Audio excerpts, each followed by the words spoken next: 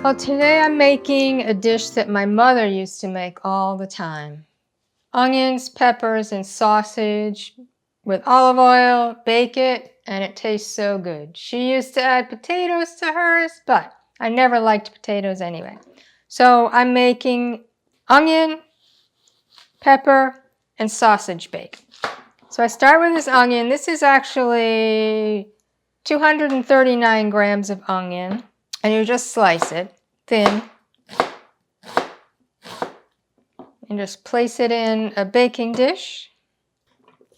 So we are Italian. Both of my parents are first generation. All four of my grandparents moved here from Sicily.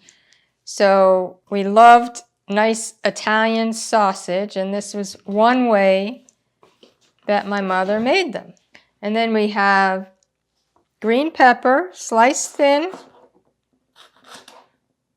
I have taken the seeds out. Make sure you get them in the pan. And this is the peppers and onion. So what I'm going to do right now, I'm going to add some olive oil to coat them, and that way they'll cook better and not burn. So I'm not adding salt and pepper because the sausage will have enough salt, and I'm using hot Italian sausage, so I don't need added pepper. I wouldn't mind it, but might be a bit too much for Carl. So there we have that. And then we have sausage. I buy Roma brand. I get this at Aldi. I've also seen it at our local Food Lion. It has no added sugar, no fillers, no starches. It's clean keto ingredients. So again, I get it at Aldi, and I also just found it at Food Lion. So you're going to take the sausages, cut them into chunks.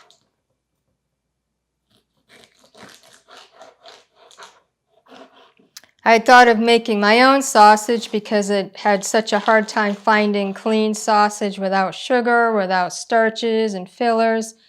Then I found these and said, I might try making my own sausage sometime, but I don't have to. I have made sausage patties without putting it into casings, but I have casings, I have the equipment to do that, I just haven't done it. So here it is.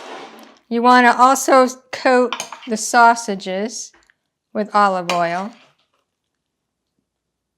which the sausages will make their own grease. However, until it starts to cook, we don't want it to burn by not having any olive oil on them. So having everything coated in olive oil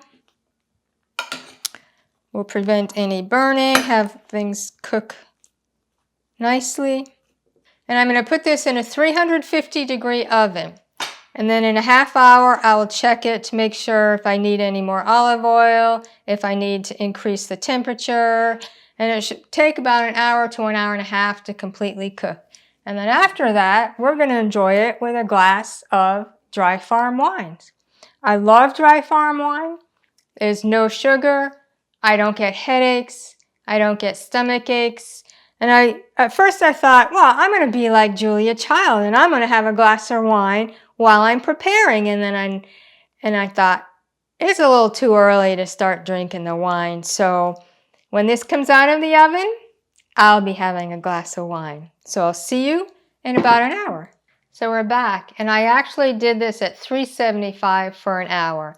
And this is my Julia Child moment. It's late enough in the day, I can sip my wine. Delicious dry farm wines. I love it. Oh, so good. So, I can't have a Julia Child moment until everything's done, or it would never get cooked. So here we are. The onions are cooked, the peppers are cooked, the sausages are nice and brown. Does that look good? It might be a little hot. I'm going to try.